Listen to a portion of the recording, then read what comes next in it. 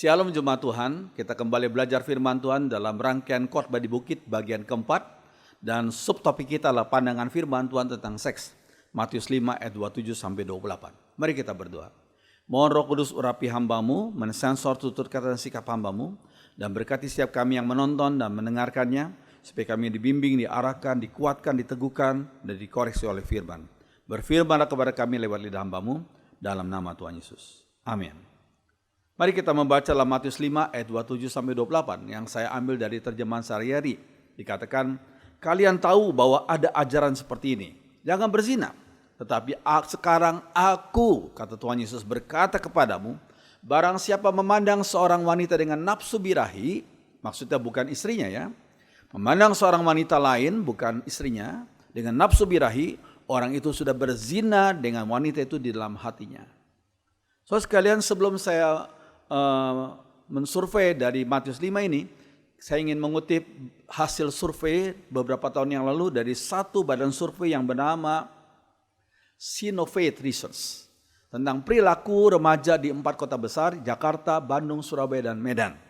Terus sekalian, kalau kita memperhatikan ada 450 orang remaja yang disurvei.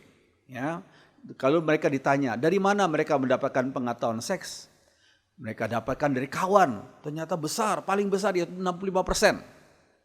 Dari film porno 35%, dan dari orang tua sedikit sekali, paling sedikit yaitu 5%. Berarti orang tua kurang memberikan informasi yang tepat kepada anak-anak mereka khusus dalam bidang seks ini.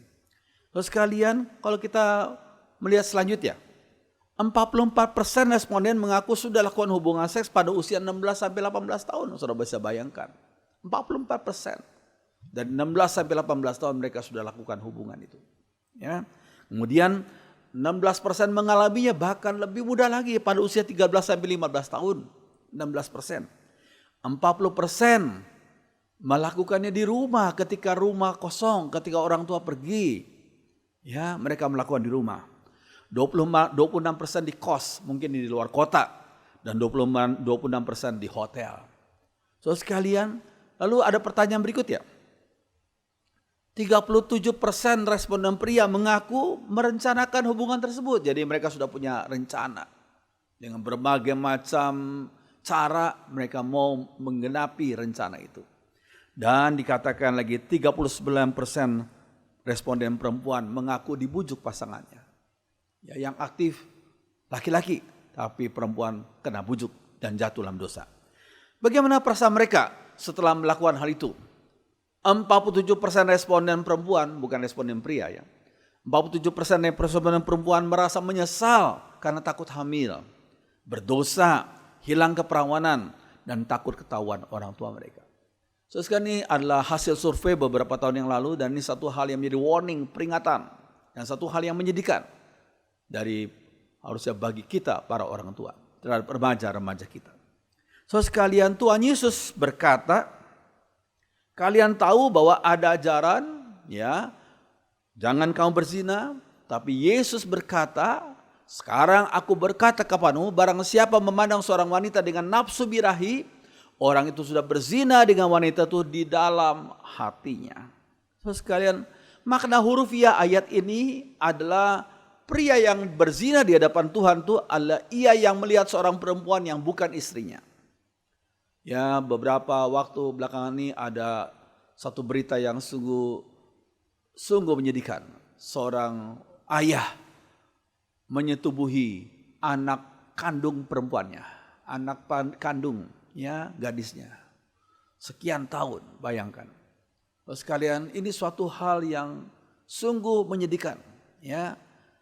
Atau ada pria yang melakukan satu imajinasi kotor terhadap perempuan yang lain, yang bukan istrinya. Mungkin saudaranya, mungkin keponakannya, mungkin teman-teman sekantornya. So sekalian atau mungkin terhadap bintang film yang dia tonton di film itu. So sekalian, pria yang berzina di hadapan Tuhan adalah ia yang melihat seorang perempuan yang bukan istrinya dengan maksud untuk membangkitkan gairah seksnya terhadap perempuan tersebut. Di hadapan Tuhan itu sudah berzina. So sekalian, kalau kita memperhatikan bagi pria Ya, rangsangan seks datang melalui mata atau apa yang dilihat. Tidak mempertimbangkan itu istri siapa, itu perempuan siapa, pokoknya jikalau yang dia lihat tuh menggiurkan bagi dia, bagi matanya, maka dia akan terangsang. Karena memang rangsangan seks datang melalui mata yang dilihatnya. Terus sekalian, tetapi seorang tokoh Alkitab mempunyai satu sikap yang luar biasa. Dalam Ayub 31 ayat 1 dikatakan, aku telah menetapkan syarat bagi mataku. Masakan aku memperhatikan anak darah? Itu kata Ayub. Dalam terjemahan sehari-hari dikatakan, dengan sumpah aku telah berjanji, gadis muda tidak akan kupandang dengan berahi. Ini sikap etika Ayub yang luar biasa. Dia tahu bahwa seringkali cobaan datang lewat mata. Dan dia bersumpah, ya, aku telah berjanji, gadis muda tak akan kupandang dengan berahi. So sekalian, ini suatu hal yang sikap yang indah yang perlu kita teladani. Kalau pria, rangsangan seks datang melalui mata yang dilihat. Tapi bagi perempuan, rangsangan seks datang melalui apa yang didengar, apa yang disentuh, yang menyentuh dia dan suasana. So sekalian, laki-laki yang menjadi Don Juan, laki-laki yang nakal, itu seringkali mengucapkan kalimat-kalimat yang janji-janji yang gombal, yang enak didengar oleh gadis-gadis tertentu yang gak pengalaman. Janji-janji yang indah, yang gombal, supaya gadis-gadis tertentu mudah jatuh. Atau dengan sentuhan, bagian-bagian tertentu dari perempuan memang itu sangat sensitif. Kalau disentuh, itu akan membangkitkan gairahnya. So sekalian kita perlu hati-hati dengan hal ini. Dan suasana. So sekalian memang suatu hal yang kita harus pahami. So sekalian memang hal-hal yang dipakai secara sengaja untuk menstimulir gairah seks atau rangsangan seks adalah lewat film. Apalagi dengan media sosial sekarang, dengan YouTube, ya, dengan berbagai macam tontonan-tontonan. Banyak yang baik tapi juga ada sebagian yang dipakai untuk hal-hal yang kotor, yang jorok. Kalau itu ditonton setiap hari terus-menerus, maka akan merangsang dia untuk berbuat sesuai dengan apa yang ditonton. So sekalian kita perlu memperhatikan hal ini.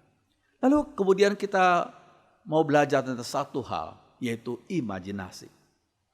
Imajinasi adalah suatu anugerah Allah, ya, yang tidak diberikan kepada binatang. Hanya manusia yang diberikan kemampuan oleh Tuhan untuk berimajinasi. Imajinasi seni. Orang yang melukis dia terlebih dahulu berimajinasi dahulu. Orang yang mau memahat dia berimajinasi dulu. Orang yang mau membuat lagu dia berimajinasi dulu. Memang imajinasi adalah satu keunggulan manusia daripada binatang. Tidak ada binatang yang diberikan kemampuan seperti ini. Ini merupakan anugerah Allah. Ya, kalau kita melihat satu kamus yang terkenal yang bernama Merriam-Webster Dictionary mendefinisikan imajinasi sebagai kemampuan untuk membentuk gambaran mental dari manusia, binatang, benda-benda atau untuk mendapatkan ide-ide baru. Kemampuan untuk membentuk gambaran mental. Ya, ini kemampuan yang dari Tuhan. Ya, tentang manusia, binatang, benda-benda atau untuk mendapatkan ide-ide baru. Cuma sayangnya saudara sekalian, imajinasi sudah dipolusi oleh dosa. Setiap orang, gak ada seorang pun yang terkecuali. Yang di kota besar maupun di desa, orang pintar maupun orang yang sederhana, imajinasi mereka, imajinasi kita sudah dipolusi oleh dosa. So sekalian, kalau kita memperhatikan yang berikutnya, beberapa prinsip penting. Seks itu diciptakan oleh Allah dan seks itu baik. Karena itu ciptaan Allah, itu anugerah Allah. Seks itu baik. Tetapi seks hanya dinikmati oleh dalam konteks suami istri. Orang-orang yang sudah bertekad, sudah disatukan oleh Allah dalam konteks suami istri. Ya, dikatakan dalam Kejadian 1 ayat 27. Maka Allah menciptakan manusia itu menurut gambarnya. Menurut gambar Allah diciptakannya dia. Laki-laki dan perempuan diciptakannya mereka. Allah memberkati mereka lalu Allah berfirman kepada mereka. Beranak cuculah dan bertambah banyak. Penuhilah bumi dan taklukkanlah itu. Pertanyaannya, bagaimana manusia bisa bertambah banyak? Bisa beranak cucu? Ya, jawabannya yaitu dengan melakukan hubungan seks. Tidak ada jalan lain. Oleh karena itu, pasangan, sebagian orang sekarang senang dengan pasangan sejenis. Seperti kita lihat ini, pasangan Elton John dan David Furness. Kita melihat, loh kok kedua orang yang sejenis ini kok punya 2 anak? Jangan salah sangka, karena pasangannya sama-sama pria, mereka mengadopsi 2 bayi yang dilahirkan oleh seorang perempuan. Ya, laki-laki tidak bisa mengandung, laki-laki tidak bisa melahirkan. Hanya perempuan yang bisa mengandung dan melahirkan. Pasangan perempuan dengan perempuan, pasangan laki-laki dengan laki tidak bisa mempunyai keturunan kecuali mereka mengadopsi. Tuhan sudah menciptakan manusia, ya, dan diberikan anugerah seks antara suami dan istri. So sekalian, yang berikutnya kalau kita perhatikan, menurut firman Tuhan, seks itu tidak najis. Seks itu tidak najis. Ya. Orang yang hidup membujang tidak lebih suci daripada orang yang menikah. Ini kita perlu pahami. Ya, kita harus mengerti. Sewaktu menjadi manusia, Tuhan Yesus sebagian orang berpikir, kenapa ya Tuhan Yesus waktu jadi manusia kok nggak menikah? Bahkan ada satu film yang ngawur, sutradaranya ngawur, yang berjudul Jesus Christ Superstar. Judulnya saja sudah ngawur. Yesus Kristus nggak perlu jadi superstar. Beliau adalah juru selamat dan Tuhan, nggak perlu jadi superstar. Tapi itu film yang ngawur beberapa puluh tahun yang lalu itu berjudul Jesus Christ Superstar. Dan sutradaranya menggambarkan Yesus punya hubungan erotis, cinta erotis antara Yesus dengan Maria Magdalena. Itu keliru banget, keliru sekali. Yesus datang ke dunia menjadi manusia bukan untuk menikah, tapi tujuan utamanya adalah untuk menjadi penebus bagi umatnya yang berdosa. Itu tujuan utamanya. So sekalian, kalau kita perhatikan, seks hanya dinikmati oleh suami dan istri dalam konteks pernikahan. Tidak di luar itu. Ya. Kemudian kita melanjutkan.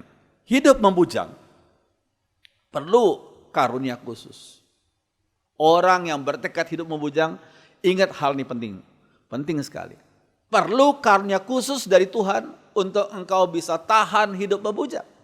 Dari mana ayatnya? Kita melihat dalam Matius 19. Murid-murid itu berkata kepada Yesus, jika demikian hanya hubungan antara suami dan istri, lebih baik jangan kawin. Hidup membujang saja. Akan tapi Yesus berkata kepada mereka, tidak semua orang dapat mengerti perkataan itu. Hanya mereka yang dikaruniai saja. Jadi dalam Contemporary English Version disebut the gift of staying single. Karunia untuk tetap hidup single. Jadi tetap hidup single perlu karunia dari Tuhan. Seperti salah satu karunia daripada buah Roh Kudus atau karunia Roh Kudus. So sekalian, nah kalau kita memperhatikan yang bertekad untuk hidup single, motivasinya bukan karena patah hati, bukan karena broken heart, bukan. Kalau itu motivasinya dia akan menjalani hidup single dengan penuh hati yang gelisah, kecewa, jengkel, marah, dan tidak happy. Tapi kalau dia menjalani hidup single karena dia sadar inilah panggilan dari Tuhan, the calling of God, dan Tuhan memberikan kekuatan, diberikan karunia dari Roh Kudus, maka dia bisa menjalani hidupnya dengan fokus pada melakukan misi dari Tuhan. Ini penting sekali. Ya. Kemudian kalau kita perhatikan, yang kedua, seks di luar nikah itu dosa. Dari mana kita tahu? Dalam 1 Korintus 6. Atau barangkali kalian belum tahu bahwa orang yang bercampur dengan seorang pelacur menjadi satu dengan pelacur itu. Bayangkan. Ini satu hal yang sungguh mengerikan. Orang yang bercampur dengan seorang pelacur di hadapan Tuhan itu menjadi satu dengan pelacur itu. Sebab dalam Alkitab tertulis keduanya menjadi satu. Tapi orang menyatukan dirinya dengan Tuhan, roh Tuhan dengan roh orang itu menjadi satu. Jauhilah perbuatan-perbuatan cabul. Sebab semua dosa lain dilakukan orang terjadi di luar tubuh orang itu. Tetapi orang berbuat cabul berarti berbuat dosa terhadap tubuhnya sendiri. Jadi perbuatan cabul itu bukan dosa yang kecil. Ya, dia berbuat dosa terhadap tubuhnya sendiri. Dia bersatu dengan pelacur itu. Dan dia berdosa terhadap Tuhan. Dia berdosa terhadap partnernya, terhadap keluarganya. Itu dampaknya besar sekali. Jadi jangan sampai kita melakukan perbuatan itu. Dan barang siapa yang sudah jatuh, yang pernah jatuh, jangan lagi mengulanginya. Ya. Kemudian kalau kita lihat dalam 1 Korintus 6 ayat 19 dikatakan, kalian harus tahu bahwa tubuhmu adalah tempat tinggal roh Allah. Roh itu tinggal dalam kalian dan Allah sendirilah yang memberikan roh itu kepadamu. Diri saudara bukan kepunyaanmu, itu kepunyaan Allah. Jadi jangan kita gunakan anggota-anggota tubuh kita untuk melakukan dosa. Untuk berkanjang dalam dosa. Karena tubuh kita sudah ditebus oleh Allah. Oleh Tuhan Yesus. Kita serahkan seluruh anggota tubuh kita untuk memuliakan Tuhan. Ya. Kemudian kita melihat yang nomor 3. Seks di luar nikah melibatkan hayalan yang kotor. Ya, Matius 5 ayat 28. Jangan lupa, dalam kitab Amsal dikatakan, a man is what he thinks. Seorang manusia dipengaruhi oleh apa yang dia pikirkan, yang dia imajinasikan. Kalau dia memikirkan hal yang bersih, yang suci, maka perbuatannya, sikapnya akan suci dan baik.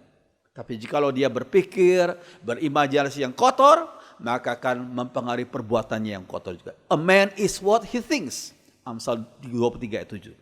Filipi 4 ayat 8 dikatakan begini. Jadi akhirnya saudara, semua yang benar, semua yang mulia, semua yang adil, semua yang suci, semua yang manis, semua yang sedap didengar, semua yang disebut kebajikan dan patut dipuji, pikirkanlah semuanya itu. Jadi setiap hari kita selalu mohon Roh Kudus menyucikan pikiran saya, pikiran kita, imajinasi kita. Sanctification of our thinking. Sanctification of our imagination. Pengudusan. Ya. Kemudian kalau kita melihat yang berikutnya, seks di luar nikah biasanya didahului oleh pembicaraan yang enggak layak. Ya. Pertamanya dimulai dengan pembicaraan yang enggak layak. Maka dari itu kalau kita perhatikan dalam Efesus 5 ayat 4 dikatakan, tidak juga patut bagimu mengucapkan kata-kata yang kotor, yang cabul dan yang tidak pantas. Sebaliknya hendaklah kalian mengucap syukur kepada Allah. Ada sebagian orang yang guyonannya itu, guyonan, bercandaannya itu tidak pantas. Kalau mereka guyon dengan teman-temannya, wah guyonannya kotor, vulgar. Kita melihat ada sebagian MC, Master of Ceremony, dalam pesta nikah atau pesta-pesta lainnya, guyonannya itu kotor, ya merangsang. Ya, oh saudara sekalian, kita perlu menjauhi hal ini. Jangan sampai kita sebagai anak-anak Tuhan ikut dalam guyonan-guyonan seperti itu. Kenapa mereka berguyon seperti itu? Karena mungkin bagi mereka itu adalah selera pasar. Atau mungkin mereka melakukannya sehingga mendorong untuk mereka mengatakannya atau mengundang orang lain untuk melakukan hal yang sama seperti yang mereka lakukan juga. Jangan, kita umat Tuhan jangan melakukan hal itu. Saudara sekalian, ini kita perlu pahami. Yang berikutnya, saudara sekalian, seks di luar nikah melibatkan masturbasi juga. Ya, masturbasi biasanya melibatkan penglihatan dan fantasi. Orang yang biasa masturbasi melihat film, melihat gambar porno, kemudian mulai berfantasi dia. Jangan lupa, masturbasi itu berakibat egoisme. Kalau satu kali orang yang suka masturbasi itu menikah, dia tidak memikirkan kepuasan daripada partnernya, daripada kepuasan daripada istri atau suaminya. Yang penting dirinya sendiri yang puas. Karena sudah biasa dia melakukan masturbasi yang disebut dengan self-service, melayani diri sendiri, puas dengan diri sendiri. Tapi dia nggak memikirkan pasangannya puas atau tidak. Padahal dalam hubungan suami istri, keduanya harus sama-sama menikmati akan hubungan ini. So sekalian, ini kita perlu pahami. Yang berikutnya, yang keenam, so sekalian, seks di luar nikah menyingkirkan seseorang dari kebebasan yang sejati. So sekalian, kebebasan yang sejati. Saudara, orang yang tidak dapat mengontrol gairah seksnya, dia sedang diperbudak oleh nafsunya sendiri. Dia bukan orang bebas, dia sedang diperbudak oleh nafsunya sendiri. Ya. Terus sekalian, pada umumnya orang berkata begini. Mereka mendefinisikan kebebasan sebagai aku bebas, berarti aku bisa melakukan apa saja aku mau, itu bebas. Apa saja aku mau, aku bisa melakukan. itu berarti bebas. Itu definisi kebebasan menurut orang kebanyakan. Tapi ada satu definisi kebebasan dari seorang filsuf yang terkenal yang bernama Immanuel Kant. Immanuel Kant mendefinisikan kebebasan berbeda sama sekali. Dia bilang begini, kebebasan berarti aku bisa untuk tidak melakukan apa saja yang aku mau. Loh, aneh nih. Definisi kebebasan yang berbeda sekali. Kebebasan berarti aku bisa untuk tidak melakukan apa saja yang aku mau. Cuma masih koma ya. Jikalau yang aku mau itu membawaku ke dalam dosa. Biasanya orang yang sudah keranjingan, kecanduan dengan narkoba, pada waktu dorongan dia untuk mau mengisap lagi ganja itu, dia mau berkata, aku bisa untuk menahan diriku, tidak lagi mengisap ganja. Oh, nggak bisa. Hormon-hormon dalam tubuhnya sudah diatur, ya sudah dikuasai, dikontrol oleh ganja. Orang yang biasa merokok, ketika ada dorongan untuk merokok, bisakah dia berkata, aku bisa untuk tidak merokok sekarang ini? Oh, ternyata tidak semudah itu. Nikotin sudah menguasai akan hormon-hormon dalam tubuhnya. Berarti saudara sekalian, orang itu tanpa disadarinya sudah diperbudak oleh hawa nafsunya sendiri. Demikian juga dengan sebagian orang yang sudah keranjingan film-film porno. Dia tidak mudah berkata, aku bisa untuk tidak menonton film itu. Dia sudah keranjingan, hormon-hormonnya sudah dikuasai oleh hal itu. Berarti dia sudah diperbudak oleh nafsunya sendiri. Itu berarti bukan kebebasan. Betul apa yang dikatakan oleh Immanuel Kant. Immanuel Kant berkata kebebasan berarti aku bisa untuk tidak melakukan apa saja yang aku mau, jika yang aku mau itu membawaku ke dalam dosa. Itulah artinya kebebasan. Dan Tuhan Yesus pernah berkata demikian. Maka kata Yesus kepada orang-orang Yahudi yang percaya kepadanya, jikalau kamu tetap dalam firman-Ku, kamu benar-benar adalah murid-Ku, dan kamu akan mengetahui kebenaran, dan kebenaran atau aletheia itu akan memerdekakan kamu. Wah, luar biasa. Oke, kita baca dalam Yohanes 14 ayat 6, Yesus adalah sang aletheia itu. Akulah jalan, kebenaran, akulah aletheia, dan akulah hidup. Jadi kalau kita tetap dalam firman Tuhan, kita akan jadi murid Tuhan, dan kita akan mengetahui kebenaran, dan kebenaran itu Tuhan Yesus akan memerdekakan kamu. Memerdekakan dari perbudakan dosa, perbudakan setan. Kita akan mendapatkan kemerdekaan yang luar biasa hebat dan begitu indahnya. Terus sekalian, ini suatu hal yang penting. Nah, kalau kita belajar selanjutnya, apa sih penyebab penyimpangan seks di luar nikah? Ya. Penyebab penyimpangan seks di luar nikah yang pertama adalah stimulasi lingkungan. Lingkungan kita yang menstimulir, ya. Yang A adalah pengaruh sebagian orang yang menekankan kepuasan seks yang instan. Ya, nggak usah tunggu menikah. Ya. Dimotivasi oleh sebagian orang yang suka nonton Hollywood itu, film-film Hollywood sebagian bagus tapi sebagian sengaja berfokus pada hal-hal yang kotor. Ya, dan film-film itu mengajari orang yang menontonnya. Disebut sex after lunch. Seks setelah makan siang atau seks after dinner, seks setelah makan malam. Walaupun itu bukan istri atau suaminya, atau mungkin yang melakukan sudah punya partner, punya suami atau istri masing-masing, tapi mereka melakukan hubungan dengan partner orang lain. Seks yang instan gak usah dalam konteks dalam pernikahan, tidak usah. Yang penting kalau tergerak, dimotivasi dan didorong, lakukan saja. Itu adalah sikap yang tidak benar. Ya. Kemudian hal apa yang menstimulasi? Karena kemudahan mendapatkan tempat-tempat yang privacy dan kemudahan mendapatkan alat kontrasepsi. Jangan lupa ada satu statement yang bagus. Kejahatan timbul karena ada kesempatan. Jikalau tidak ada kesempatan, kejahatan akan dieliminir. Tapi kalau banyak kesempatan, kejahatan akan terdorong untuk terjadi. Sekalian, dan sebagian pelaku atau kelakuan seks sebelum nikah ini adalah terjadi di yang tempat-tempat yang disebut privacy.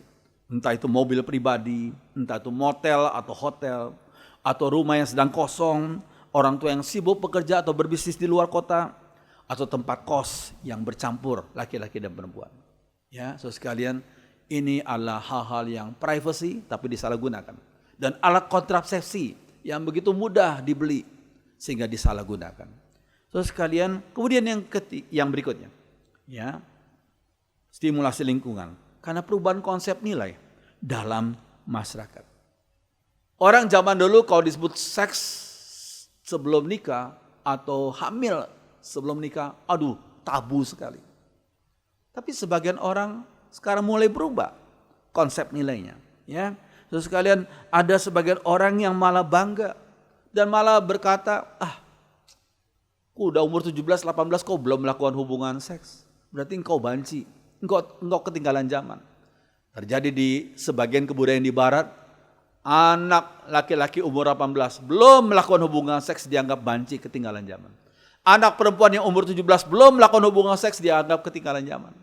Sehingga ada satu orang dulu, waktu kami masih belajar di Philippine Baptist Theological Seminary, itu kembali kepada tahun 91 sampai 94, ya. Ada seorang misioneri dari Amerika, ya, mempunyai 3 anak gadis, cantik-cantik. Sengaja anak gadis yang masih SMA, SMP itu, ketika orang tuanya dipanggil jadi misioneri di Filipina, dia bawa ke 3 orang anaknya itu. Ya, tentunya dengan istrinya, ya. Kenapa dia bawa itu? Saya tidak membiarkan anak saya tinggal di Amerika, karena di sana begitu bebas, tapi dia di Filipina waktu itu, ya, belum sebebas di Amerika. Saya tidak tahu sekarang. Jadi saudara sekalian, konsep nilai yang mulai berubah dan sedang berubah. Nah, dan sekarang diputar balikan. Orang yang belum melakukan hubungan seks walaupun belum menikah, umur 18 laki-laki disebut sebagai banci. Ya, ketinggalan zaman. Itu satu konsep nilai yang keliru. Kita jangan ikuti cara dunia menilai, tapi kita ikuti cara Tuhan menilai. So sekalian, kemudian kalau kita mempelajari selanjutnya adalah satu kondisi keluarga yang broken, enggak utuh. Ya, jikalau satu keluarga cuma single parent, karena yang satu lagi sudah meninggalkan, bukan meninggal dunia, tapi sudah lari, sudah punya partner baru, ya, itu jadi keluarga itu broken. Ini merupakan salah satu sebab daripada remaja-remaja yang bersikap tidak benar ini. Terus kalian, salah satu contohnya adalah seorang bernama Ted Bundy, Theodore Robert Bundy. So sekalian, Ted Bundy ini pada tanggal 24 Januari 1989 pukul 7 pagi, Ted Bundy ini diikat di kursi listrik dan dia dieksekusi mati pada usia 42 tahun di Florida. 42 tahun. Ya, pada waktu Ted Bundy masih hidup, wah, sebagian rakyat Amerika, khusus yang gadis-gadis, mereka takut keluar rumah karena takut ditemui sama Ted Bundy. Ya, Ted Bundy beberapa hari sebelum eksekusi mati, dia pernah diwawancarai oleh seorang James Dobson, seorang konselor Kristen yang terkenal. Ketika diwawancarai, maka diketahuilah bahwa Ted Bundy ini keluar dari keluarga yang broken, yang gak happy. Ya, dia adalah seorang anak yang minder pada waktu lalu, pada waktu masa kecil, tetapi pintar. Ya, kemudian dia setiap hari konsumsinya adalah film-film porno dan film-film yang sadistik. Tapi Ted Bundy bisa terus belajar sampai dia selesai psikologi, sarjana psikologi, dan juga dia belajar hukum. Tapi yang lebih repotnya adalah apa? Dia mulai mempraktekkan apa yang dia tonton itu. Dia mulai melakukan kejahatan. Dia mulai menculik gadis-gadis dari 7 negara bagian di Amerika. Yang diakui lebih dari 30 gadis. Yang dia pernah culik, dia perkosa, dan dia bunuh. Dan yang lebih menakutkan adalah Ted Bundy ini, beberapa orang gadis yang sudah jenazah itu, sudah jadi jenazah itu, digergaji lehernya dan kepalanya digantung untuk jadi kenang-kenangan bagi Ted Bundy. Oh, sungguh satu hal yang mengerikan. Ya, Ted Bundy keluar dari keluarga yang broken. Itu bagi saudara yang mau menikah, ingat, bertekadlah di hadapan Tuhan dan jemaatnya untuk hidup setia. Walaupun banyak tantangan, banyak cobaan, tapi kita bilang, aku tetap setia. dalam keadaan sehat maupun sakit, dalam keadaan lancar maupun tidak lancar, aku tetap setia kepada pasanganku. Itu merupakan satu sikap yang penting untuk anak-anak kita juga. Terus kalian, ini kita perlu pahami. Kemudian yang berikutnya adalah sebagian novel yang picisan, film, dan lagu-lagu yang vulgar. Itu ada, ya. Pada waktu sekian tahun yang lalu, sekian puluh tahun yang lalu, ada satu lagu dalam bahasa Inggris yang berkata, Susanna, I'm crazy loving you. Susanna, saya tergila-gila mencintai engkau. Mencintai itu satu hal yang normal dan baik. Tapi kalau sudah tergila-gila itu tidak normal. Orang kalau sudah tergila-gila, dia mau melakukan apa saja. Dia jadi nekat. Ya, dia tidak lagi pakai akal sehat. Tergila-gila itu tidak baik dan tidak benar. Ya. Lalu ada lagi seorang yang bernama Farid Bani Adam. Sudah meninggal sekarang. Pada waktu dia masih hidup, tubuhnya besar, gemuk, ya. Dan dia pernah menjadi seorang penyanyi yang terkenal waktu lalu. Ya. Farid Bani Adam dalam salah satu lagunya, dia berjudul Al-Karmila. Ya, dia berkata, di ulang tahunmu ku tuang minuman ke dalam gelas. Ku tahu saat itu, ku tahu usiamu baru 11. Oh Karmila, tak kuduga kau balas cintaku. Bayangkan, umur 11 tahun sudah pacaran. Itu satu lagu yang tidak mendidik. Ya, tidak mendidik. Saudara sekalian, ini satu hal yang luar biasa tidak benar. Ya. Ada seorang yang sudah sukses, cukup sukses dalam bisnisnya. Lalu teman-temannya mulai mencobai dia. Aduh, kamu uang sudah banyak, deposito banyak, hartamu, tanahmu. Masa seumur hidupmu cuma kenal satu tubuh dari perempuan? Coba dong tubuh yang lain, tubuh perempuan yang lain. Gak apa-apa kok, iseng-iseng saja itu refreshing. Karena seringkali dicobai begitu, dia mulai coba-coba, akhirnya dia jatuh dalam dosa. Hari dia sekarang puji Tuhan dia menyesal dan dia bertobat. Terus kan sebagian orang memang sengaja mau mencobai teman-temannya untuk berkanjang dalam dosa yang sama yang mereka lakukan juga. So sekalian, itu cobaan dari luar. Tapi ada cobaan dari dalam diri sendiri. Ya, dikatakan cobaan luar memang besar, tetapi tergantung bagaimana sikap dan respon kita. Walaupun besar, tapi kalau kita punya sikap untuk tetap insist, tetap berdiri pada firman Tuhan, kita tidak akan jatuh. Tapi kalau kita sudah mulai bercabang hati kita, ya kita bisa jatuh dalam dosa. Ya, terus sekalian kalau kita memperhatikan satu ayat yang bagus, ya, rasa ingin tahu dan mau coba itu dalam Amsal 9 dikatakan air curian rasanya manis, makan sembunyi-sembunyi lebih enak. Ya, mereka yang menjadi mangsanya tidak tahu bahwa orang yang mengunjungi dia menemui ajalnya di situ. Ya, mereka yang telah masuk ke dalam rumahnya sekarang berada dalam dunia orang mati. Mengapa saya katakan ayat ini bagus? Karena ayat ini menyatakan realita. Sebagian orang berkata, aduh, seks di luar nikah, seks dengan seseorang yang bukan partner hidupku, itu enak rasanya. Seperti minum air curian, manis rasanya. Makan sembunyi-sembunyi kok rasanya enak ya. Tapi tanpa mereka sadari, mereka sekarang sedang menemui ajal mereka. Ya, sekarang berada dalam dunia orang mati. Maksudnya apa? Maksudnya adalah kenikmatan yang cuma beberapa saat harus berakibat maut. Makanya Tuhan izinkan penyakit tertentu, penyakit kelamin tertentu. Saya tidak perlu sebut nama penyakit itu, sudah tahu. Penyakit kelamin Tuhan izinkan terjadi untuk menghukum mereka yang melanggar kekudusan seks ini. Kalau orang melanggar kekudusan seks akan merusak hubungan mereka dengan partner hidup mereka, akan merusak keluarga mereka, akan merusak kerohanian mereka sudah pasti, dan merusak berbagai macam usaha mereka. So sekalian, ini suatu hal yang kita perlu pahami. Orang yang melanggar dalam hal sosial, dalam hal kekudusan moral ini, mereka akan menemui ajal mereka. Di dunia politik, mereka tidak lagi bisa maju karena orang ketahuan membuka akan belang-belang mereka. Ya, Kemudian kalau kita perhatikan pencarian identitas dan harga diri. Sekalian, ada sebagian orang yang rendah diri, rasa nggak aman, kurang harga diri, ya kurang harga diri yang sehat, dan rasa kurang diterima oleh lingkungan dan kesepian.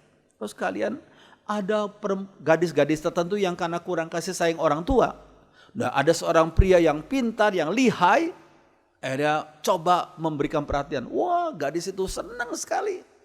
Tapi ternyata pria itu lihai. Pria itu sudah melakukan hubungan seks dengan berbagai macam gadis yang lain.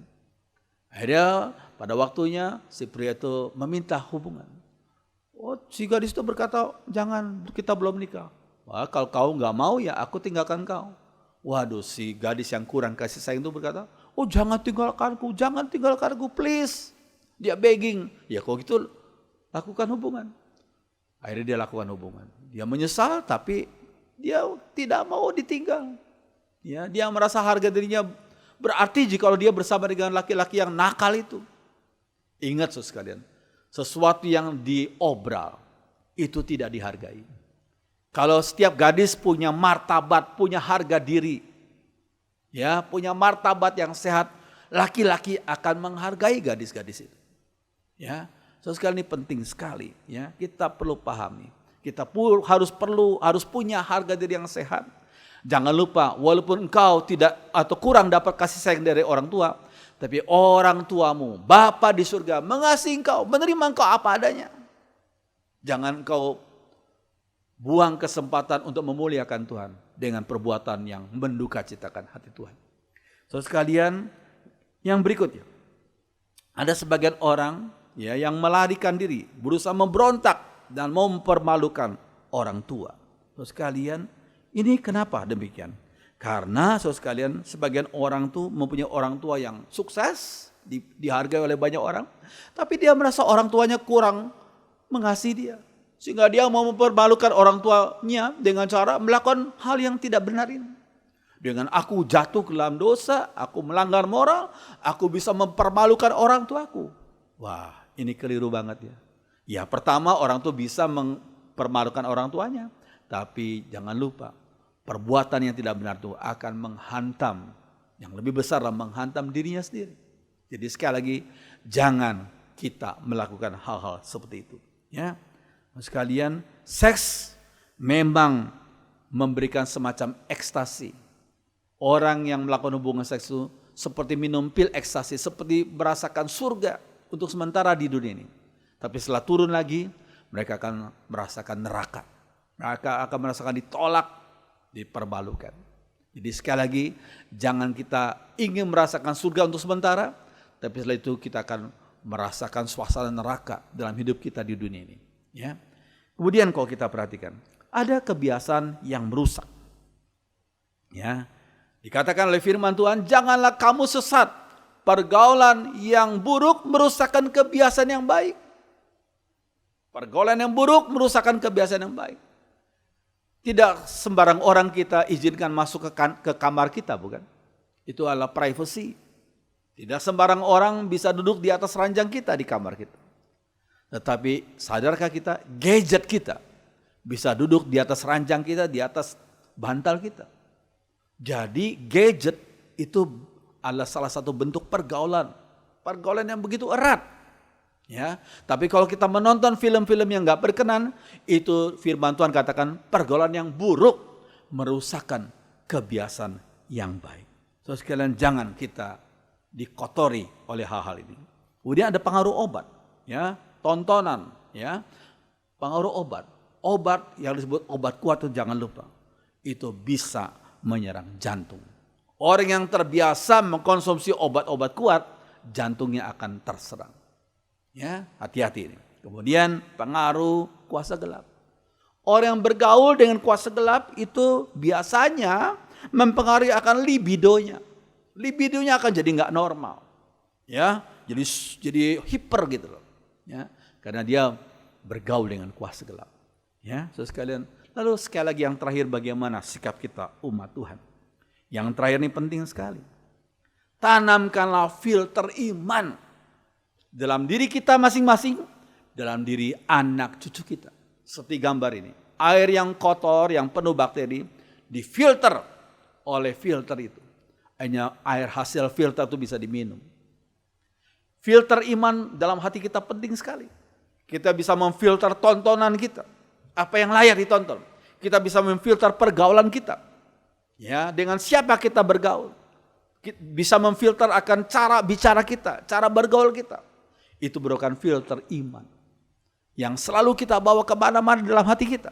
Walaupun kita jauh daripada orang tua. Kita jauh dari pendeta, kita jauh dari keluarga. Bahkan kita hidup di luar negeri atau bekerja di luar negeri atau studi di luar negeri. Filter iman dalam hati kita itu harus kita bawa terus. Ya, sehingga kita mantap menjalani hidup ini. Saudara sekalian, ini sikap daripada Yusuf luar biasa. Ketika dia setiap hari digoda oleh istri Potifar yang cantik, yang masih muda, yang wangi, yang cantik dan yang banyak uang itu. Setiap hari digoda.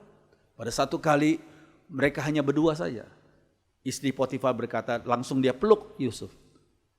Lalu dia berkata, ayo kita lakukan hubungan. Gak ada orang tahu, cuma kita berdua di rumah ini. Tetapi sikap Yusuf luar biasa. Yusuf berkata, bagaimana mungkin aku melakukan kejahatan yang besar ini dan berbuat dosa terhadap Allah. Yusuf langsung mengkaitkan hubungan horizontalnya dengan Tuhan.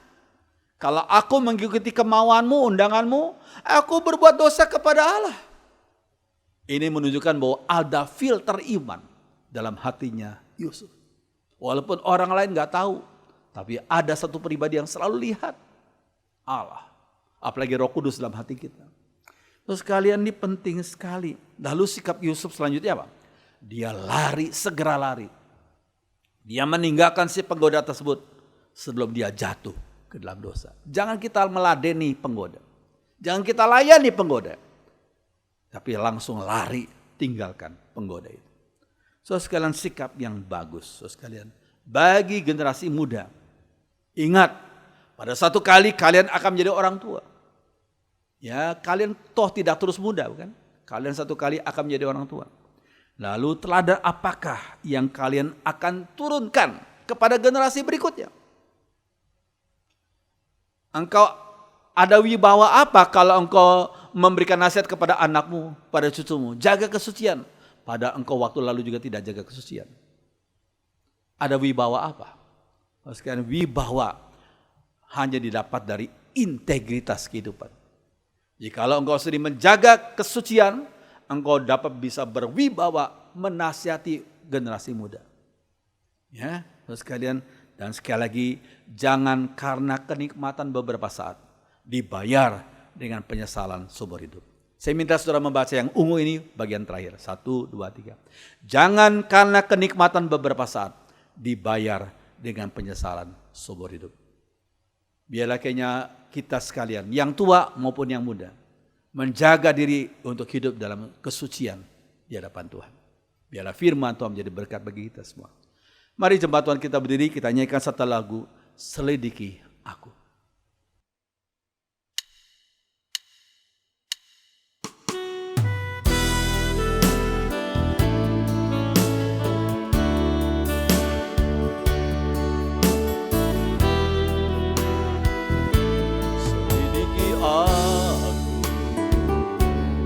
Lihat hatiku, apakah ku sungguh mengasihimu, Yesus, Dia yang Maha Tahu dan menilai hidupku. Tak ada yang tersembunyi bagimu. Selidiki aku, selidiki aku. Lihat hatiku, apakah ku sungguh mengasihimu, Yesus, Dia yang Maha Tahu dan menilai hidupku. Tak ada yang tersembunyi bagimu. Mari kita angkat tangan kanan kita. Telah kulihat kebaikanmu yang tak pernah pernah habis di hidupku. Berjuang sampai akhirnya kau dapati aku tetap setia. Perempuan saja selidiki aku, selidiki aku, lihat hatiku, apakah ku sungguh mengasihimu. Yesus pria saja, Dia yang Maha Tahu dan menilai hidupku. Tak ada yang tersembunyi bagimu. Telah kulihat kebaikanmu, telah kulihat kebaikanmu yang tak pernah habis di hidupku. Berjuang sampai akhirnya kau dapati aku tetap setia. Telah kulihat kebaikanmu yang tak pernah habis di hidupku. Ku berjuang sampai akhirnya kau dapati aku tetap setia. Kau dapati aku tetap setia.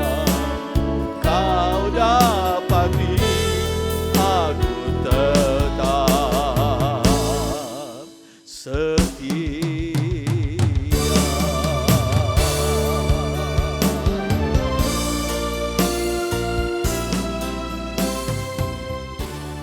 Seperti lagu ini mengatakan, ya Tuhan, selidiki hati kami, selidiki imajinasi kami, selidiki pemikiran kami Tuhan.